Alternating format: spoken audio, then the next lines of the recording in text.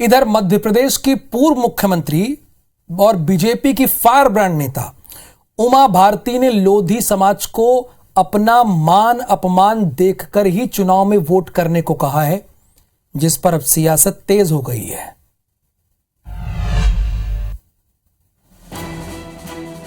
ये उमा भारती हैं जो अपने बेबाक बयानों के लिए जानी जाती हैं। उमा भारती एक बार फिर से चर्चा में हैं। उमा भारती ने अपनी समाज के युवक युवती परिचय सम्मेलन के मंच से कहा कि मैं आपको बीजेपी को वोट देने के लिए सिर्फ इसलिए नहीं कहूंगी कि आप लोधी हो। मैं सभी से कहती हूं कि आप बीजेपी को वोट करें, क्योंकि मैं तो पार्टी की निष्ठावान सिपाही हूं।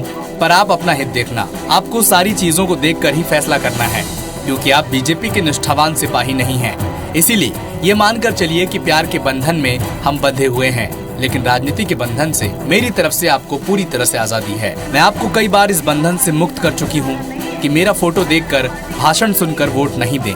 मैं वोट में कभी नहीं कहती हूँ कि लोधी हो तुम भाजपा को वोट करो, नहीं, मैं तो सबको कहती हूँ, मैं सबको कहती हूँ कि आप भाजपा को वोट करो, क्योंकि मैं तो अपनी पार्टी की निष्ठावान सिपाही हूँ। उमा भारती के बयान पर सियासी पारा चढ़ गया है। कांग्रेस उनके बयान को नाराजगी से जोड़कर बीजेपी पर हमला कर रही है।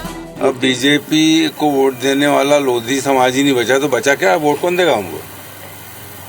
बचे नहीं कोई वोट देने वाले। इसीलिए तो मैं कह रहा हूँ कि 174 से ज्यादा बनेगी कमलनाथ जी की सरकार। तो वहीं बीजेपी कह रही है कि कांग्रेस भ्रम फैला रही है। उन्होंने कहा कि समाज में सामाजिक रूप से जो चीजें हैं उनके निर्णय समाज को अपने करना चाहिए।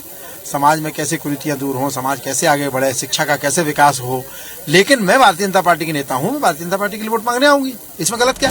एमपी में करीब 50 विधानसभा सीटें ऐसी हैं जहां लोधी वोट बैंक बड़ी संख्या में है। ये अधिकतर सीटें बुंदेलखंड क्षेत्र में हैं। इसके अलावा विंध्य में गुड़ और नागौर विधानसभा, मालवा में महू, नरसिंहपुर विधानसभा में लोधी वोट निर्णायक साबित होते हैं। यही नहीं, यूपी में भी 70 सीटें लोधी बाहुल्य हैं। राजस्थान, यूपी और एमपी को जोड़ दिया जाए तो 30 से 40 लोकसभा सीटों पर लोधी समाज के वोटर बड़ी संख्या में हैं।